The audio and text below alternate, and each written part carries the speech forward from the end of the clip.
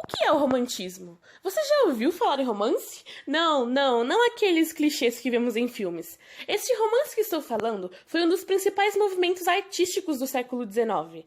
O romantismo é um movimento muito variado, pois ele trata do indivíduo e do subjetivo. Ele é muito relacionado ao mundo da imaginação e à valorização dos sentimentos. É interessante que o termo romantismo vem de romance, que era o modo de se referir às narrativas, e essa palavra vem de romanice, que significa na língua de Roma. A maior característica do romantismo era a visão de mundo que se contrapunha ao racionalismo. Bom, os europeus abandonaram o feudalismo, dando espaço para a monarquia, e foi aí que surgiu uma nova classe, a burguesia. Não contentes com o governo absolutista, os burgos lutaram por mais direitos até chegarem ao poder. O romantismo é o reflexo do período que os burgos se mantiveram no poder. Portanto, o romantismo é uma arte que representa a burguesia. O romantismo vai ter alguns traços em gerais, uns traços em comuns, e são características egocêntricas, um sentimentalismo exagerado, uma representatividade da liberdade de criação, a supervalorização do amor, a idealização da mulher e uma evasão no espaço e no tempo. O romantismo também foi introduzido no Brasil com a chegada da coroa portuguesa aqui no nosso país. O seu marco, o grande marco do romantismo no Brasil, foi com a publicação do poema Suspiros Poéticos e Saudades, de Domingos José Gonçalves de Magalhães. Esse período pode ser dividido em 3 momentos, ou chamado também de 3 fases, assim como as 3 gerações do romantismo. A primeira geração tinha um foco idealista, sonhador, e aqui no Brasil foi muito caracterizado pelo nacionalismo, o saudosismo da terra natal, a busca do amor impossível e o brasileirismo, que era uma linguagem muito usada nesse período. A primeira geração no Brasil teve um foco, uma característica muito sobre o indianismo, que é eles colocarem o índio como o herói da nação. Já a segunda geração, também conhecida como mal do século ou ultrarromantismo, possuía uma característica mais mórbida, um pessimismo e uma busca sempre falha da felicidade. Esse período vai ser marcado pelo biorismo, um subjetivismo extremo, um grande pessimismo, um sofrimento e uma evasão de morte e uma dor existencial são os marcos da segunda geração.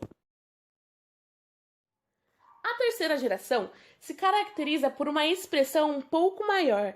É uma poesia social que diz sobre liberdade.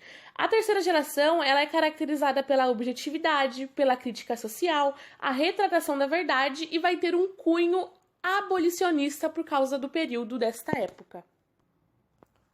Alguns dos poetas mais importantes deste movimento são Gonçalves Dias, um dos principais autores da primeira fase do nacionalismo romântico, Álvares de Azevedo, um poeta ultrarromântico brasileiro, e Castro Alves, o poeta dos escravos, representante da terceira geração do romantismo.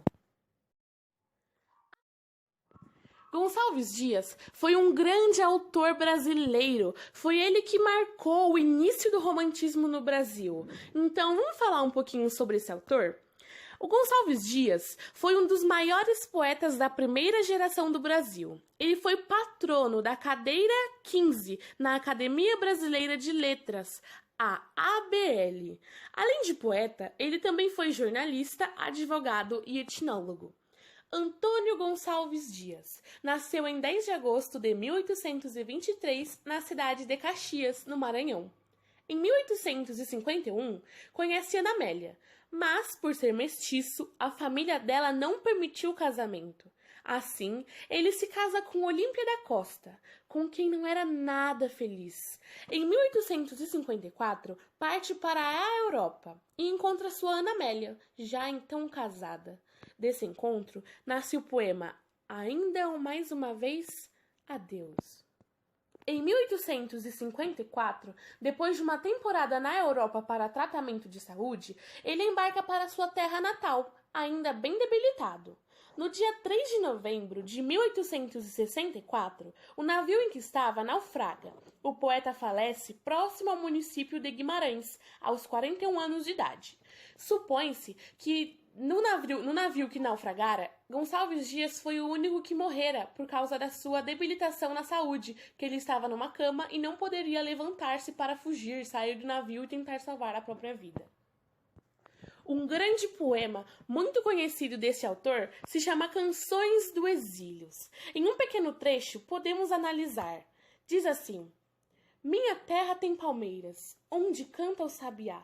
As aves que aqui gorjeiam não gorjeiam como lá.